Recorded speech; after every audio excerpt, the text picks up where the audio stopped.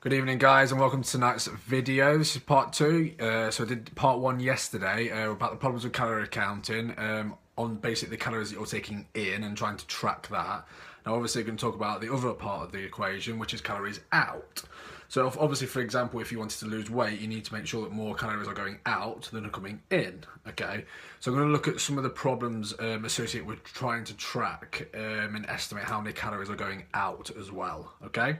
Obviously, if you didn't see yesterday, check that out. But just to recap, there's a margin of error by about up to 25%. If you track your calories, you can be off by up to 25%. Okay, so let's talk about calories out. So firstly, calorie expenditure figures in lifestyle publications, the online calculators that people use, and fitness trackers.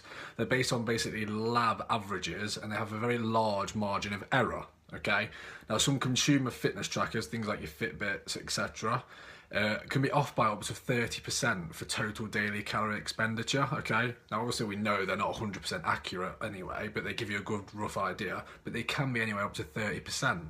Okay, now through all of this, there's a total error of up to at least 10%. Okay. Now, secondly, individuals burn calories uniquely and variably.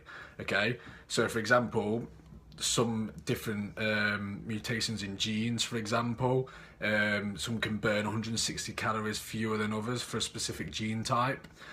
Sleep can affect it, so one night of sleep deprivation can decrease the calories burned by 5 to 20%. Okay, just one night as well. Okay, how you oh no, sorry, I've got the wrong one. Got my notes wrong. So brown fat, something that we call brown fat. Okay, especially in cold environments, brown fat, people that have this compared to people that don't, can burn up to 400 calories more a day than those that don't have it. Okay, and then hormones as well. So especially women during their menstrual cycles, that alters your resting metabolic rate. So you can't really predict that either. So overall, it's not unusual for individuals' metabolic rate to vary anything up to 100 calories from day to day. Okay, so then again, you get a total error of about up to 20%. Okay. Next is what and how much you eat influences how many calories you'll burn.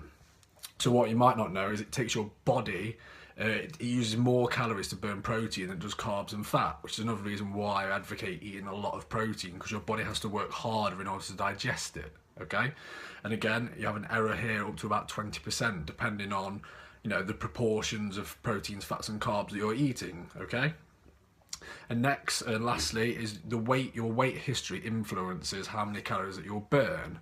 Okay, so if you've ever been overweight or obese, your metabolic rate may be lower than all of these fancy equations predict. Okay, because of this, it's actually been found that you may need up to 300 fewer calories per day than these equations predict that you do to maintain your new weight, and that would be compared to somebody that's always been at that weight. Okay, so they've always been there, they can probably eat more calories than you to maintain the weight, but if you're coming down to that weight and you've dieted down to that weight, you'll need fewer calories because of the process that this has taken in order to stay there. Okay, but obviously this doesn't take that into account, so you get another error of up to about 10%.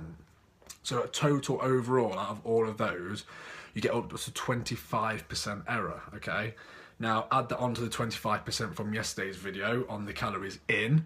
That's a big margin for error, especially for all the effort it takes and all the the calculating you do and the checking the numbers, etc. That's a huge error. 25% on in, 25% on out. Now, this even goes for even simpler advice than this. That some of you may have heard. It's good to get a gram of protein per pound of body weight, but even then, you've got to check all the packets and see how much protein's in there, and then you've got to add it up and see how you're scoring on that. And a lot of people don't even know good sources of protein for a start, let alone having to do all of that.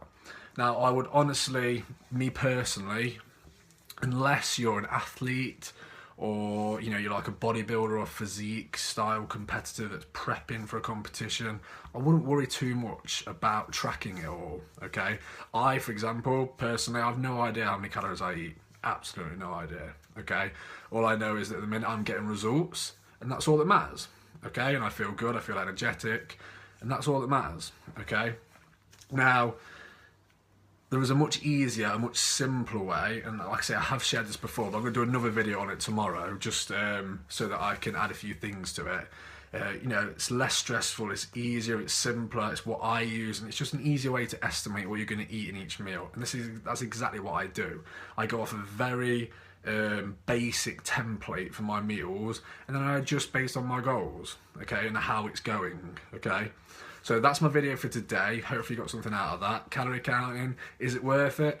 I'd say not for the stress and not for the error that, you know, you could be the best mathematician in the world, you can have every single number added up perfectly, but there's still a huge margin for error. Okay, so look out for tomorrow's video, because I'm going to give you a very easy and simple way to estimate how much you need to be eating in each meal. Okay, and all you need for it is your hand. Okay, so hopefully you got some value from that. If you did, please feel free to like, comment and share. I always appreciate it. Have a great evening, and I shall see you tomorrow. Thank you.